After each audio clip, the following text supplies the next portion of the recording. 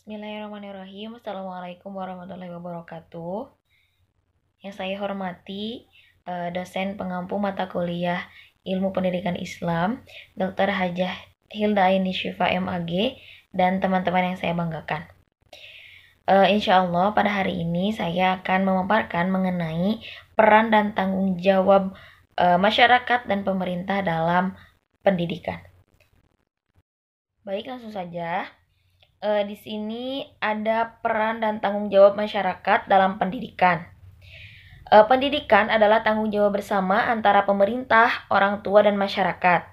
Tanpa dukungan masyarakat, pendidikan ini tidak akan berhasil dengan maksimal. Nah, sekarang itu sudah hampir di semua sekolah telah mempunyai komite sekolah yang merupakan wakil masyarakat dalam membantu sekolah. Karena masyarakat dari berbagai lapisan sosial ekonomi itu sudah sadar betapa pentingnya dukungan mereka untuk keberhasilan pembelajaran di sekolah. Nah, dalam perspektif Islam, peranan dan tanggung jawab pendidikan oleh masyarakat juga merupakan sebuah keharusan. Masyarakat Islam menjunjung tinggi nilai-nilai. Di antaranya ada nilai ketuhanan, persaudaraan, keadilan, amar ma'ruf nahi mungkar, dan solidaritas. Sebagaimana dinyatakan dalam Al-Quran, surah Al-Hujurat ayat 10 yang artinya, sesungguhnya orang-orang mukmin itu bersaudara. Nah, dari ayat tersebut jelas bahwa Islam itu menjunjung tinggi nilai persaudaraan, di mana ada unsur untuk saling mengingatkan, memberi contoh agar terciptanya lingkungan madani. Nah, oleh karena itu, Islam juga memandang bahwa sebuah masyarakat yang dijiwai nilai-nilai Islam itu harus berperan dan bertanggung jawab dalam penyelenggaraan pendidikan. Nah, di sini ada peran serta masyarakat dalam pendidikan. Yang pertama ada peran serta dengan menggunakan jasa pelayanan yang tersedia. Nah, dalam hal ini masyarakat itu hanya memanfaatkan jasa sekolah untuk mendidik anak-anak mereka. Yang kedua, ada peran serta dengan memberikan kontribusi dana, bahan, dan tenaga. Nah, dalam hal ini masyarakat berpartisipasi dalam perawatan dan pembangunan fisik sekolah dengan menyumbangkan dana, barang, atau tenaga mereka. Nah, kemudian ada peran serta secara pasif. Nah, dalam hal ini masyarakat itu menyetujui dan menerima apa-apa yang diputuskan oleh pihak sekolah. Dalam hal ini komite sekolah. Kemudian orang tua ini menerima keputusan tersebut dan mematuhinya. Kemudian selanjutnya ada peran serta melalui adanya konsultasi. Nah, dalam hal ini orang tua datang ke sekolah untuk berkonsultasi mengenai masalah-masalah pembelajaran yang dialami oleh anaknya. Kemudian yang selanjutnya ada peran serta dalam pelayanan. Nah, orang tua atau masyarakat di sini terlibat dalam kegiatan-kegiatan sekolah. Misalnya orang tua ikut membantu sekolah ketika ada studi tour atau misalkan ada kegiatan keagamaan. Nah, kemudian yang selanjutnya ada peran serta sebagai pelaksana kegiatan. Nah, di sini orang tua atau masyarakat juga dilibatkan dalam pelaksanaan kegiatan di sekolah.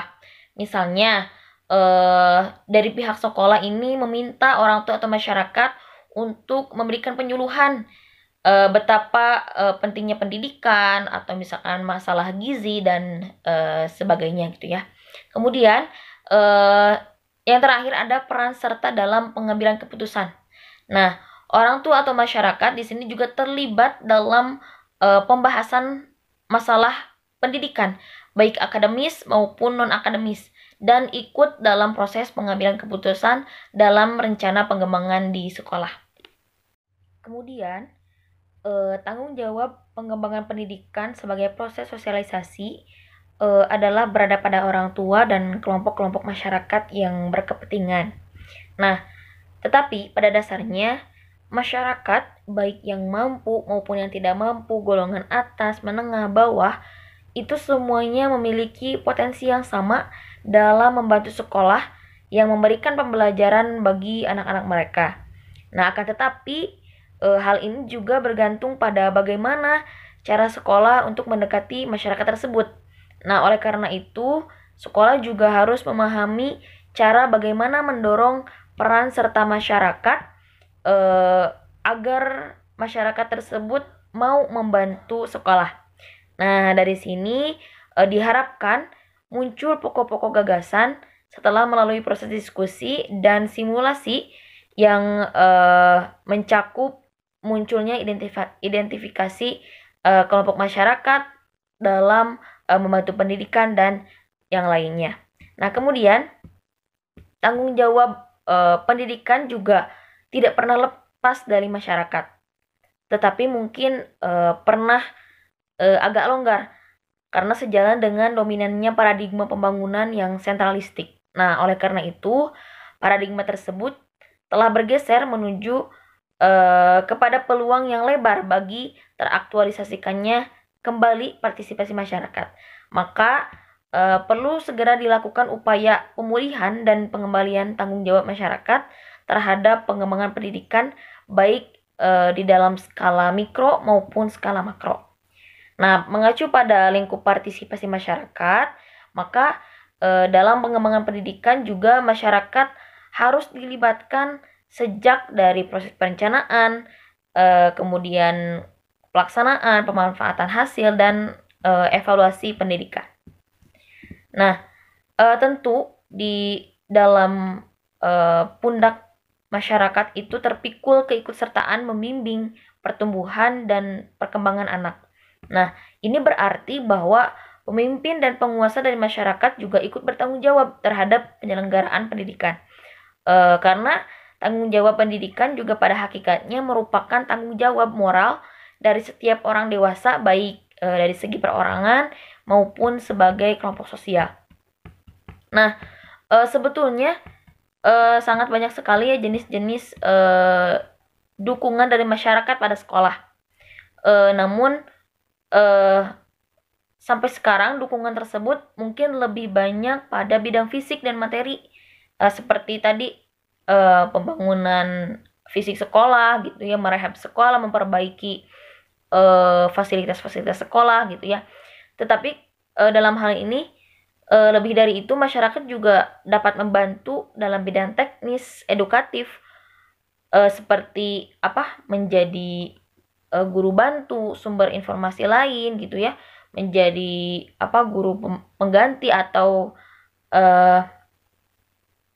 mengisi seminar gitu ya, dan yang lainnya gitu ya. Tetapi mungkin dalam aplikasinya, dalam kenyataannya hal ini belum banyak terwujud ya, karena mungkin berbagai alasan. Nah, kemudian setiap anggota masyarakat juga bertanggung jawab dalam melaksanakan pendidikan Islam. Nah, dalam hal ini menerapkan ajaran Islam dalam kehidupannya, sehingga terciptalah masyarakat yang Islami. Nah, semua anggota masyarakat juga memikul tanggung jawab untuk membina, memakmurkan, memperbaiki, mengajak kepada kebaikan, memerintah yang ma'ruf, dan mencegah yang mungkar. Selanjutnya, ada peran dan tanggung jawab pemerintah dalam pendidikan. Nah, upaya pengembangan sumber daya manusia melalui sektor pendidikan ini telah banyak mendapat perhatian dari pemerintah pusat maupun pemerintah daerah.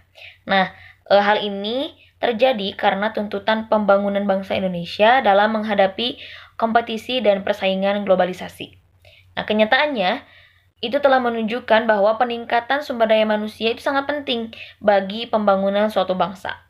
Bukti empirisnya mungkin terlihat dari negara yang sudah maju, itu menunjukkan bahwa peningkatan kualitas manusia merupakan kunci kesuksesan pembangunan atau kesejahteraan masyarakat.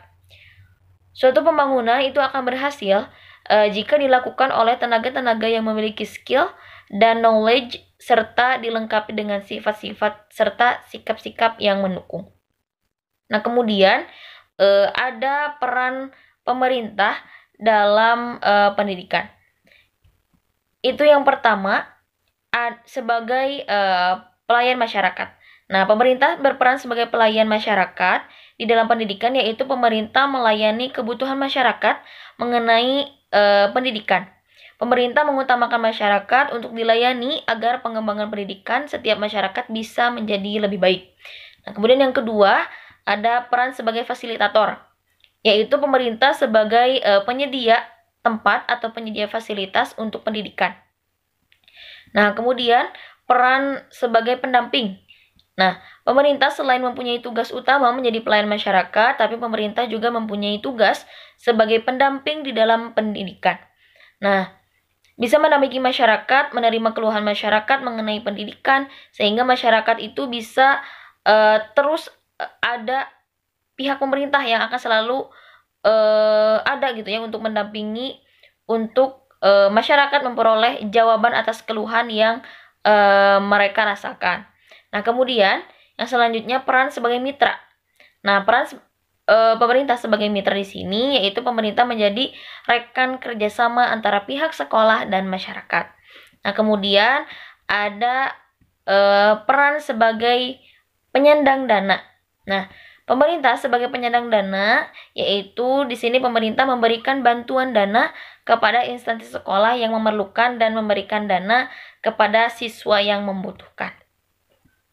Nah, kemudian merujuk pada Undang-Undang Nomor 20 Tahun 2003 tentang Sistem Pendidikan Nasional, di sini ada beberapa tanggung jawab yang harus dilaksanakan oleh pemerintah pusat dan pemerintah daerah terkait kebijakan pendidikan. Yaitu yang pertama, pelaksanaan wajib belajar. Nah, dijelaskan bahwa wajib belajar ini adalah program pendidikan yang harus diikuti oleh warga negara Indonesia atas tanggung jawab pemerintah dan pemerintah daerah. Nah, kemudian yang kedua ada menteri sebagai penanggung jawab pengelolaan dan penentu kebijakan serta standar pendidikan secara nasional. Nah, penanggung jawab pendidikan di sini adalah oleh Menteri Pendidikan Nasional yang berhak menentukan nasional pendidikan untuk menjamin mutu pendidikan nasional.